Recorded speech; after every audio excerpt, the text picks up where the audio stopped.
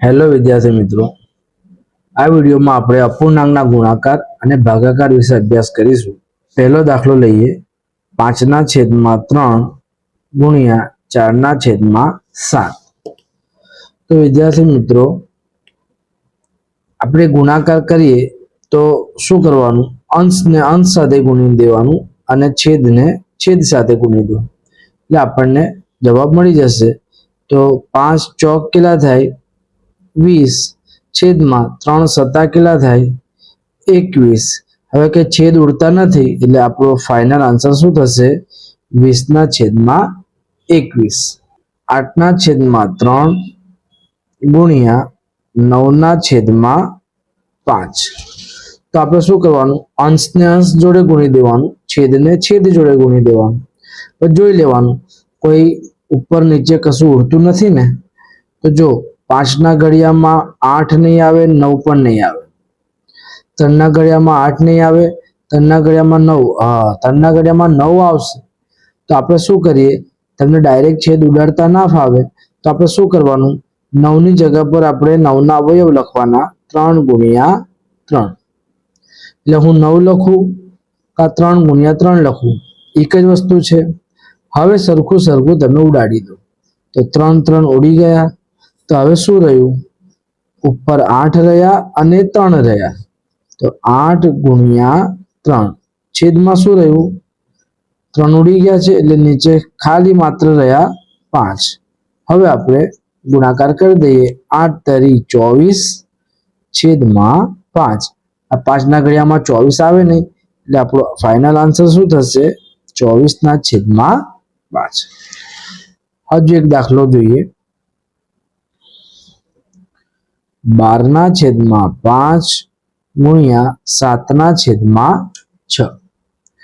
જો હવે આપણે પહેલા જોઈ લેવાનું, અંશ અને છેદમાં કંઈક સરખું હોય, ઉડી શકતું હોય તો ઉડાડવાનું, ના ઉડતું હોય તો સીધા અંશનો અંશ સાથે ગુણાકાર, છેદનો છેદ સાથે ગુણાકાર.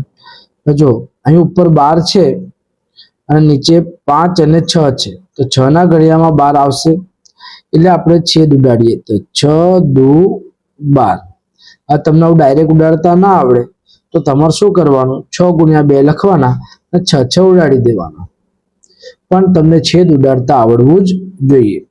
હવે 5 નીચે 5 છે, ઉપર 2 અને 7 છે. 5ના ઘડિયામાં તો આવે નહીં એટલે આપણે શું કરીએ? 2 ને 7 વડે ગુણી નાખીએ અને નીચે કેટલું રહેશે? 5. તો 2 સત્તા કેટલા થાય? 14 છેદમાં કેટલા રહેશે? 5. તો આપણો આ ફાઇનલ આન્સર. કેટલું ઈઝી છે. હજુ પ્રેક્ટિસ કરીએ. 11/8 ગુણ્યા 16/33. જો તમને નજર પડતા તમને ખબર પડી જવી જોઈએ કે શું ઉડશે શું નહીં ઉડે. તો જો 11 અંશમાં છે, નીચે 33 છે, તો 11ના ઘડિયામાં 33 આવે તો આપણે ઉડાડીએ. 11×3 = 33. હવે 8ના ઘડિયામાં 16 આવે 8×2 = 16. તો શું રહ્યું? ઉપર રહ્યા 2, નીચે રહ્યા 3. તો આપણો ફાઇનલ આન્સર. હજુ દાખલો ગણીએ. 9/8 ગુણ્યા 8/7. જો સરખું ઉડાડીએ. ચલો 8 ઉડી ગયા.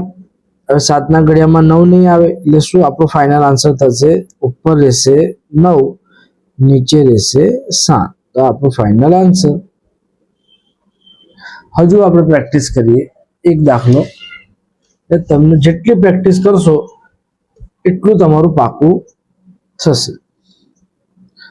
5/3 ગુણ્યા કોઈ પણ સંખ્યા લઈ લઈએ. 8/10. જો હવે 3ના ઘડિયામાં 5 નહીં આવે, 8 નહીં આવે એટલે આનાથી કોઈ ઉડે નહીં. હવે 5ના ઘડિયામાં 10 આવશે એટલે આપણે શું કરીએ? 5×2 = 10 ઉડાડી દઈએ. હવે 2ના ઘડિયામાં 8 આવશે 2 ચોક 8. તો હવે અંશમાં શું રહેશે 4, છેદમાં શું રહેશે 3. તો આપણો આ ફાઇનલ. વિદ્યાર્થી મિત્રો, હવે આપણે અપૂર્ણાંકના ભાગાકાર જોઈએ. તો ભાગાકાર એકદમ ઈઝી છે. તમારે શું કરવાનું, આ જે ભાગાકારની નિશાની છે ને તેને ગુણાકારની નિશાની કરી દેવાની, અને જ્યારે આને ભાગાકારને આપણે ગુણાકાર કરીએ તો એના પછી જે પણ સંખ્યા હોય તેને ઉલટાવી દેવાની. આટલું જ ધ્યાન રાખવાનું છે. જો કેવી રીતે, 5/3. હવે હું આ ભાગાકારને શું કરી દઈશ, ગુણાકાર કરી દઈશ. મને ગુણાકાર આવડે છે. હવે આ ગુણાકાર કર્યું એટલે આ જે છેદમાં છે તે અંશમાં જતું રહેશે, જે અંશમાં છે તે છેદમાં જતું રહેશે, એટલે કે ઉલટાવી દો, વ્યસ્ત કરી દો. તો 8/10. હવે તો તમને આવડે જ છે. 5 ના ઘડિયામાં 10 આવે, 5 દુ 10. 2 ના ઘડિયામાં 8 આવે, 2 ચોક 8. એટલે ફાઇનલ આન્સર શું થશે, અંશમાં રહેશે 4, છેદમાં રહેશે 3. હવે આપણે બીજો દાખલો ગણીએ. તમે કોઈ પણ રકમ લો અને પ્રેક્ટિસ કરો. 5/7 ભાગ્યા 5/14. હવે આપણે આ ભાગાકારને શું કરી દેવાનું, ગુણાકાર કરી દેવાનું. તો 5/7 ભાગાકારને ગુણાકાર કરી દો તો આ ઉલટાઈ જાય, તો 14/5. હવે જો ઉડતું હોય તો ઉડાડીએ, તો 5 5 જતા રહેશે. 7 ના ઘડિયામાં 14 આવે, 7 દુ 14. જવાબ શું મળશે આપણને, 2, છેદમાં કશું નથી એટલે શું 1. એટલે આપણો ફાઇનલ આન્સર. છેદમાં 1 ના લખીએ તો પણ ચાલે, માત્ર 2 જવાબ લખીએ તો પણ સાચું છે. હજુ એક દાખલો ગણીએ એટલે ઓર પ્રેક્ટિસ થાય. 8/7 તો એવું ને એવું જ લખી દેવાનું. ભાગાકારને ગુણાકાર કરી દો. હવે આ ગુણાકાર કરીએ છીએ એટલે આ ઉલટાઈ જશે, તો 49 ઉપર જતા રહેશે, 56 નીચે આવતા રહેશે. હવે તમને ઘડિયા આવડતા હશે તો તમને છેદ ઉડાડતા ફાવશે. 8 ના ઘડિયામાં 56 આવે, 8 * 7 = 56. 7 ના ઘડિયામાં 49 આવે, 7 * 7 = 49. તો હવે રહ્યું શું, 7 રહ્યા, છેદમાં 7 રહ્યા. હવે 7/7 કેટલા થાય, 1.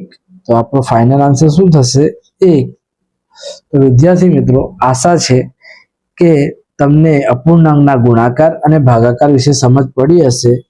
તમે જેટલી પ્રેક્ટિસ વધારે કરશો એટલી તમારી ગણિત પર પકડ બનતી જશે. અને હવે આપણે કોઈ નવા ટોપિક સાથે ફરી મળીશું. Thank you.